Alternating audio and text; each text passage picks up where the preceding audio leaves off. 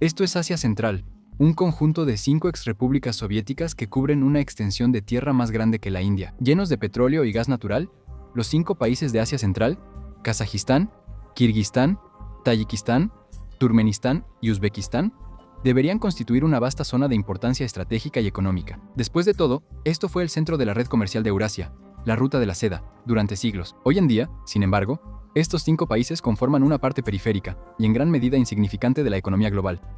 ¿Pero por qué? ¿Por qué Asia Central es tan grande pero tan débil? ¿Por qué está llena de recursos naturales, pero económicamente a la deriva? Bueno, ya sea política, cultural o económicamente, Asia Central siempre ha sido prisionera de su geografía, sin salida al mar y rodeada por todos lados por 3 potencias globales: Rusia, China e Irán. Esta región, que alguna vez fue grande en cultura y comercio, ahora es un peón en la batalla estratégica por la supremacía sobre el nuevo panorama político multipolar de Asia. Con continuos intentos fallidos de Rusia y China por revivir esta enorme zona del mundo mediante iniciativas económicas regionales, el destino de Asia Central aún está por determinarse. ¿Puede realmente alguna zona más grande que la India quedar rezagada y caer en el vacío de la irrelevancia económica por más tiempo? ¿O serán las superpotencias del hemisferio oriental, es decir, Rusia y China, quienes una vez más revivan a este gigante dormido y le encuentren un papel en su búsqueda por la dominación regional? Bueno, solo hay un lugar por donde empezar cuando intentamos entender cómo y por qué los gobiernos y la gente de Asia Central tienen tantas dificultades económicas. Para entender esto, tienes que comprender la geografía y cómo cada nación tiene su propia historia. La geografía juega un papel clave en la economía de una nación, como su potencial agrícola o su capacidad para comerciar bienes y servicios a través de puntos de acceso como ríos y llanuras. También juega un papel clave en la posición estratégica de una nación, donde grandes cadenas montañosas y desiertos, aunque son poco útiles para fines económicos como el comercio y el desarrollo territorial, tienen una importancia estratégica crucial, ya que evitan que potencias extranjeras invadan debido a lo impráctico del terreno. Sin embargo, cuando se trata de geografía, Asia Central es una mezcla un tanto desigual. Aproximadamente el 60% de la región está compuesta por tierras desérticas. Turkmenistán, por ejemplo, está casi completamente ocupado por el desierto de Karakum. Gran parte del oeste de Uzbekistán también es un paisaje desértico, lo que hace que cualquier tipo de desarrollo agrícola sea muy difícil, y es un factor que contribuye a que una región tan grande pueda ser tan pobre. En el norte, en comparación, las estepas de Kazajistán son pastizales cultivables que permiten el crecimiento de ciertos cultivos, especialmente el trigo, que es el cultivo más importante y más cultivado de la región. Pero el centro y el oeste de Kazajistán, al igual que sus vecinos del sur, también tienen un vasto paisaje árido, sin una fuente de agua viable para sostener a una gran población. Entre estas partes de Kazajistán, el oeste de Uzbekistán y la mayor parte de Turkmenistán, la población humana es increíblemente escasa. Si miras este mapa de densidad de población, verás que la mayor parte de la población de Asia Central vive en el sureste. ¿Por qué? Porque en realidad hay agua ahí. 2 sistemas fluviales, el Amu Daria y el Sir Daria, que desembocan en el mar de Aral, en la frontera entre Kazajistán y Uzbekistán, son el corazón palpitante de la población de Asia Central. Los ríos atraviesan el sureste, en los países de Kirguistán, Tayikistán y partes del este de Uzbekistán y Turkmenistán. Quizá pienses que estas regiones deben ser ideales para el desarrollo agrícola, pero en realidad no es así. Desafortunadamente, aunque a lo largo de las orillas de estos ríos la agricultura, y por lo tanto, las poblaciones humanas pueden mantenerse gracias a una fuente de agua, estos países, especialmente Kirguistán y Tayikistán, una vez más son prisioneros de su propia geografía. Esto se debe a que el sur y el este de Asia Central se extienden a lo largo de la cordillera de Altai, entre otras cadenas montañosas, que se prolongan hasta el Medio Oriente y China. Esto significa que solo se pueden utilizar los pastizales de montaña para la agricultura, los cuales normalmente ofrecen menos espacio para los cultivos. Así que, entre desiertos, cordilleras y un clima seco, Asia Central solo tiene alrededor del 20% de su territorio irrigado y disponible para la producción de cultivos, lo que significa que,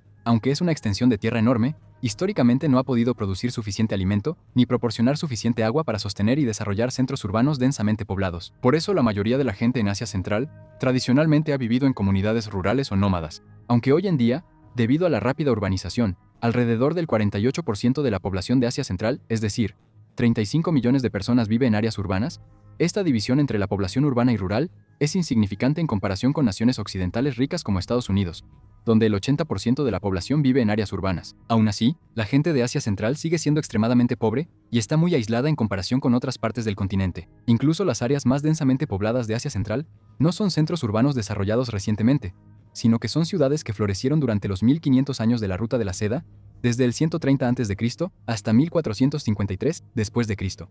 La Ruta de la Seda fue el conjunto de redes comerciales euroasiáticas que conectaban China con el sudeste asiático, el Medio Oriente y Europa Occidental. 2 de las ciudades más importantes a lo largo de estas rutas comerciales fueron Merv, Turkmenistán, que fue la ciudad más grande del mundo en el siglo XIII, con 500.000 personas, y Samarcanda, Uzbekistán, otra ciudad situada en el centro de la Ruta de la Seda, conocida por su belleza arquitectónica y su arte en turquesa. Hace 800 años, Asia Central albergaba la ciudad más grande del mundo, y era una potencia económica y cultural. A lo largo de los siglos, los chinos de la dinastía Han, los mongoles, los persas y muchos otros dominaron la región, contribuyendo a su diverso panorama étnico y cultural. Sin embargo, hubo un grupo de personas que llegó al poder durante el siglo VI d.C., que tuvo el mayor impacto en la población de Asia Central, tal como la conocemos hoy.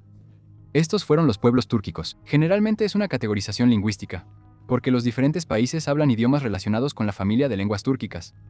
Pero existen numerosas culturas y etnias dentro de esta categorización. En resumen, las 5 principales etnias de Asia Central, de mayor a menor, todas consideradas túrquicas, son los uzbecos, kazajos, tayikos, turcomanos y kirguises.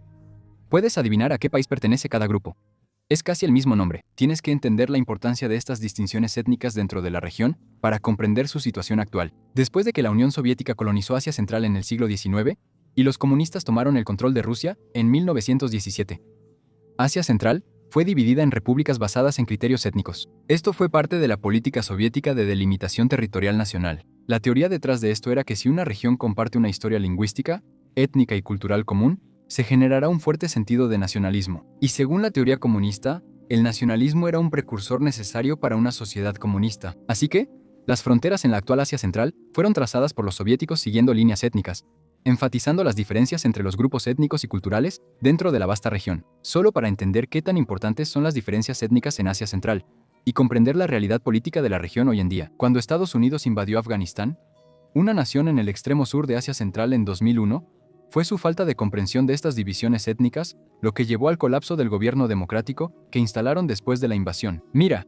Afganistán era un país con varias etnias: los pastunes, uzbecos y tayikos. Los talibanes en Afganistán se establecieron fundamentalmente como un movimiento étnico para impulsar el control pastún en el país.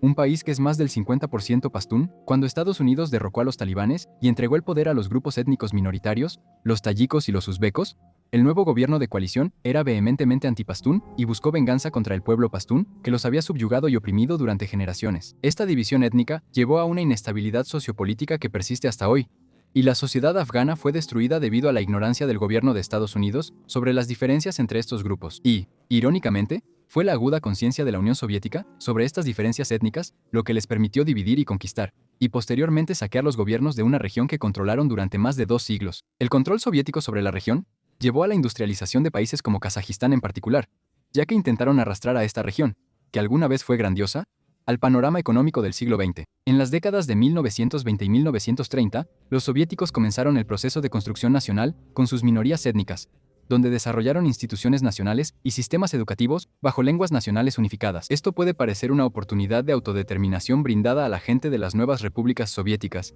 pero esto solo llegó después de casi 2 siglos de conquistas brutales por parte del régimen zarista ruso. Antes y después de la revolución bolchevique, las facciones musulmanas dentro de Asia Central fueron aplastadas sistemáticamente. En realidad, las comunidades principalmente nómadas y rurales de Asia Central fueron arrastradas a la fuerza al sistema de Moscú, a menudo mediante violencia o terribles mandatos legales. Numerosas revueltas y levantamientos ocurrieron contra los soviéticos, siendo el más notable el movimiento Basmachi, también conocido como la Revuelta de Asia Central. Este movimiento de musulmanes de Asia Central, a principios del siglo XX, fue el último intento de los pueblos indígenas de Asia Central por conservar sus libertades religiosas. Y solo después de varias derrotas muy sonadas a manos del Ejército Rojo, con miles de vidas perdidas, la URSS hizo concesiones en las leyes relacionadas con sus derechos religiosos. Sin embargo, estas concesiones fueron menores, y los soviéticos continuaron cerrando mezquitas e iglesias en toda la URSS durante los años 30. Esta época de la historia realmente resume la difícil situación de la población de Asia Central. Siempre habían tenido vínculos étnicos, culturales y religiosos más fuertes con las civilizaciones islámicas situadas al sur,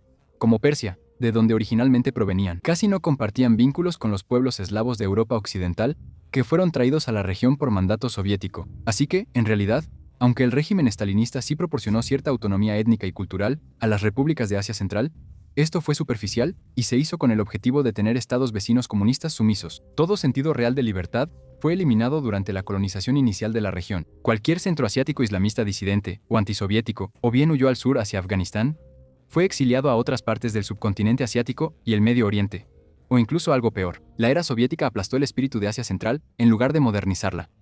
Los campesinos y agricultores tuvieron sus tierras confiscadas después de que Stalin impusiera la colectivización agrícola en la primera mitad del siglo XX. Esto se debía a que la posesión de tierras, incluso la más pequeña e insignificante en lugares remotos como Kazajistán, era vista como un robo en el sistema comunista. Stalin también exigía suministros de grano a un nivel insostenible, básicamente quitando toda la producción de grano a los agricultores sin pagarles, y ya sea la vendía o la transportaba a zonas urbanas en Rusia. Debido a estas políticas, las hambrunas en Ucrania y Kazajistán provocaron la muerte de al menos 5 millones de personas por inanición. Este periodo constituyó un cambio dramático en el entorno étnico y cultural de Asia Central, cambiando para siempre la composición de la región y de su gente. Quizá te estés preguntando, ¿acaso los soviéticos ofrecieron algún beneficio?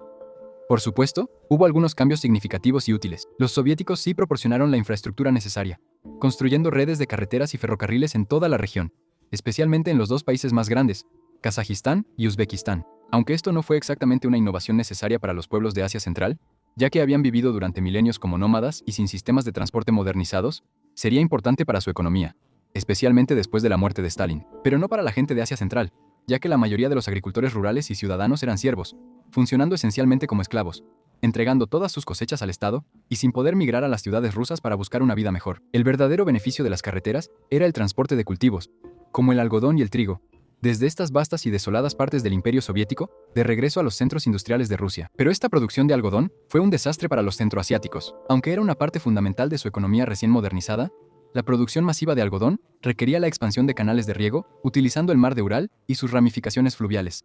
Este intento de irrigar los campos de algodón llevó a una devastación ecológica para la región.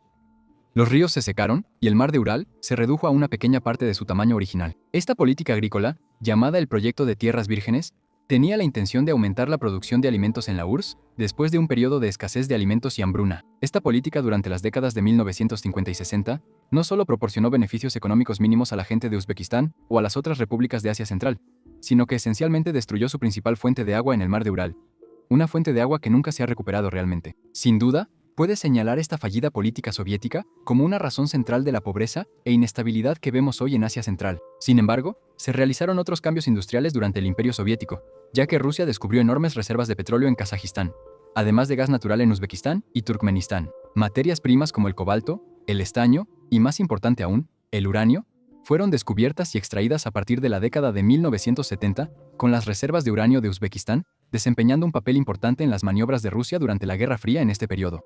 En realidad, estos cambios beneficiaron a la URSS y dieron beneficios mínimos a la gente de Asia Central, quienes de ninguna manera pudieron acumular cantidades significativas de capital en el sistema comunista. Así que, aunque al principio de la era soviética se implementó algo de infraestructura e industria en Asia Central, el sufrimiento del pueblo de Asia Central fue irreparable, y cuando la URSS llegó a su fin, la región simplemente había sido despojada de sus recursos con poco a cambio. La falta de agua, las poblaciones exiliadas, la brutal opresión soviética, todo esto vació el espíritu del gran pueblo túrquico, dejándolos en una posición geopolítica insegura durante los años 90, en un panorama postsoviético. En esta era postsoviética, Asia Central fue prácticamente abandonada. Las nuevas repúblicas obtuvieron plena autonomía después de que la URSS se disolvió en 1991, convirtiéndose en naciones soberanas. Pero ahora tenían que adaptarse. Con muy poca riqueza o capital, los gobiernos de Asia Central de repente se vieron obligados a hacer una transición reformando sus sistemas económicos, igual que otras naciones recién independizadas que ya no estaban bajo el control comunista. Sus sistemas de bienestar al estilo soviético colapsaron. Ocurrió una rápida desindustrialización y la inflación por las nubes los hundió aún más en la desesperación económica. Hasta el día de hoy, más de 30 años después, Uzbekistán y Turkmenistán aún no han hecho la transición completa a una economía de mercado. Las redes de transporte construidas por los rusos comenzaron a degradarse y a caer en el abandono en los años 90. Además, originalmente, habían sido diseñadas para servir únicamente a los centros de población rusos, rara vez conectando Asia Central con otras partes del continente. Económicamente, esto fue catastrófico, ya que los centroasiáticos no podían implementar un sistema eficiente de comercio de importación y exportación, lo que llevó a una mayor estancación. Aunque se han comenzado algunas mejoras en el transporte en la última década más o menos, el comercio y el desarrollo económico siguen siendo difíciles en el contexto actual, y a medida que cada país diseñaba un nuevo sistema político y económico, algunos de ellos resultaron ser incompatibles. Este hecho, además de las tensiones políticas locales y la guerra soviético-afgana, significó que el comercio intrarregional se vio sofocado justo cuando estas nuevas naciones más lo necesitaban. Esta creciente agitación política, basada en tensiones étnicas y gobiernos autocráticos, tampoco fue menor. Durante los años 90, hubo una guerra civil en Tayikistán y revueltas étnicas en Kirguistán. A esto le siguieron un levantamiento en Uzbekistán, en 2005 dos revoluciones más en Kirguistán, y continuas incursiones de yihadistas afganos durante la era postsoviética. Lamentablemente, esto resume la interminable mala suerte de los centroasiáticos, que sufren eternamente como prisioneros de su propia historia y geografía, siempre sin salida al mar, siempre suspendidos entre grandes potencias y regiones con conflictos militares de larga data. Su posición entre Rusia, China e Irán los ha colocado en un juego de suma cero, donde simplemente no pueden ganar geopolíticamente. Después de que Rusia dominara la región durante más de 2 siglos, las últimas 2 décadas han visto a China invertir en infraestructura y realizar comercio en toda Asia Central. En una región menos volátil, los países podrían formar asociaciones comerciales con las naciones vecinas, incluso cuando existen tensiones geopolíticas. En Asia Central, esas tensiones geopolíticas son entre superpotencias, y la batalla por la supremacía en la región entre Rusia y China dificulta el progreso real, ya que cada lado intenta ganar influencia y controlar los recursos a través de sus iniciativas económicas regionales. En lugar de que las grandes potencias creen asociaciones mutuamente beneficiosas que generen ventajas para los propios centroasiáticos, a menudo solo los oligarcas y las élites locales se benefician. Esto se complica por el intento de Turquía de establecer relaciones económicas y culturales con Asia Central. Los vínculos lingüísticos e históricos entre ellos son significativos, pero Turquía es otra potencia geopolítica que se está metiendo en el terreno de Rusia y China. Lo que es aún peor es que Asia Central se ha acercado a Estados Unidos y la OTAN desde principios de los 2000, después de su colaboración con las fuerzas uzbecas y tayicas durante la guerra de Afganistán. Ah, sí.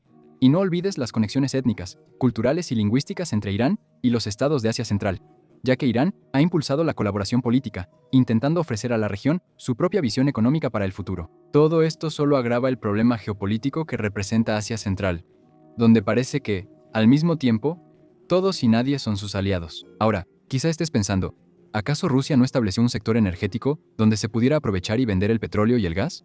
¿No debería Asia Central poder vender estos recursos naturales a sus aliados? Bueno, más del 90% de las reservas de petróleo de la región y más del 80% de sus reservas de gas están en Kazajistán y Turkmenistán. Así que, mala suerte para Uzbekistán, Tayikistán y Kirguistán en ese caso. Y mientras que la mayor parte del gas de Turkmenistán y Uzbekistán se exporta a países como China, Rusia y Azerbaiyán, la mayor parte de las reservas de gas de Kazajistán se reinyectan en sus operaciones de recuperación de petróleo. Varios proyectos de gasoductos para la exportación de gas se han ralentizado debido a los precios más bajos provenientes de Medio Oriente, Estados Unidos, Australia y el sur de Asia. Esta competencia global ha dejado, en esencia, a Asia Central fuera del mercado de exportación de gas natural en los últimos años, sin mencionar que estos mercados también han estado sobreabastecidos en la última década, lo que ha limitado la oportunidad de Asia Central de hacer algo. Y aunque las reservas de energía son notables y la inversión extranjera reciente ha ayudado a modernizar algunos aspectos de esta industria, la infraestructura energética de la región ya ha superado su ciclo de vida. Por ejemplo, el 75% de la infraestructura energética de Uzbekistán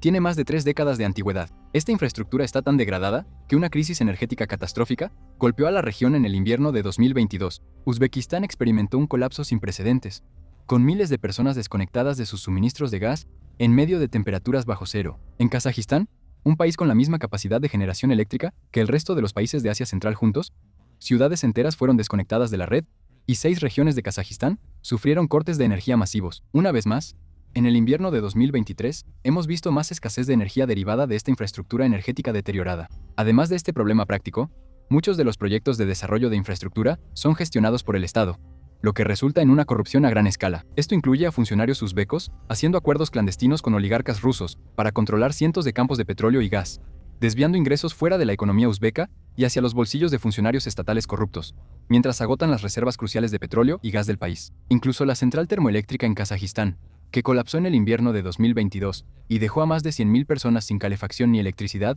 es propiedad de oligarcas con estrechos vínculos con el expresidente de Kazajistán, Nursultán Nazarbayev, una figura de corrupción de larga data en la región. Estas plantas de energía son renovadas con dinero de los contribuyentes, y mientras la gente de Asia Central invierte en estos proyectos a través de sus impuestos, las ganancias no solo son robadas por funcionarios estatales corruptos, sino que los ciudadanos del país rutinariamente se les corta rutinariamente el suministro de energía. Esta es la paradoja energética que aqueja a la región. Solo otra oscura realidad de la desesperación de Asia Central, que agrava su fragilidad económica y el malestar social. La realidad es que, hoy en día, Asia Central no parece tener un camino hacia la autosuficiencia. Puede llegar un día en que su ubicación los convierta nuevamente en una potencia comercial, suministrando petróleo y gas a lugares como Rusia, China y Asia Meridional. Pero esto no es una realidad a corto plazo. Décadas de abandono y falta de mantenimiento han hecho que esto sea, en el mejor de los casos, un objetivo a largo plazo. ¿Pero alguna vez Asia Central volverá a tener el poder que tuvo en la era de la Ruta de la Seda? ¿O la dominación de fuerzas externas mantendrá a esta vasta región sin poder para siempre? Gracias por ver el video.